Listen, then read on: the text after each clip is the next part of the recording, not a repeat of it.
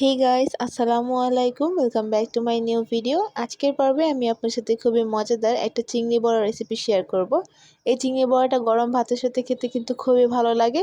তো কথা না বাড়িয়ে চলুন রেসিপিটি শুরু করা যাক। তো প্রথমে আমি এখানে খেসারির ডাউল আমি এইভাবে ব্লেন্ড করে নিয়েছি। তো এবার এর মধ্যে দিয়ে দিচ্ছি হাফ চামচ পরিমাণ আদা আর রসুন বাটা। এরপর দিয়ে দিচ্ছি এর মধ্যে স্বাদ মতো লবণ, দিয়ে দিচ্ছি হাফ চামচ পরিমাণ হলুদের গুঁড়া আর দিয়ে দিচ্ছি হাফ চামচ পরিমাণ মরিচের গুঁড়া। এবার এখানে দিয়ে দিচ্ছি চিংড়ি মাছ। চিংড়ি মাছটা আমি ভালোভাবে ধুয়ে পরিষ্কার করে নিয়ে নিয়েছি। এবার দিয়ে দিয়েছি পেঁয়াজ কুচি আর মরিচ কুচি, দিয়ে দিচ্ছি ধনেপাতা কুচি। এবার হাতের সাহায্যে সব কিছু খুব ভালোভাবে একটু মিশিয়ে নিতে হবে।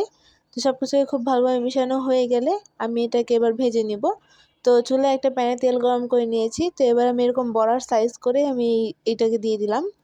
তো একে একে আমি সবগুলো বড়া এই তেলের মধ্যে দিয়ে দিচ্ছি এবং এটাকে ভেজে নিব। তো এটাকে কিন্তু খুব বেশি আঁচে ভাজা যাবে না। এটাকে আমি মিডিয়াম আঁচে প্রায় 3 থেকে 4 মিনিটের মতো ভেজে নেব।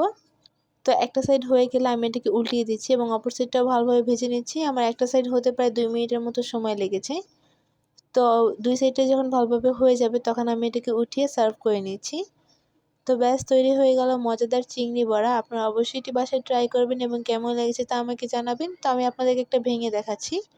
তো দেখে হয়তো বুঝতে পারছেন এটা কতটা ক্রিস্পি হয়েছে এবং এই বড়াটা কিন্তু গরম ভাতের সাথে খেতে অনেক বেশি ভালো লাগে।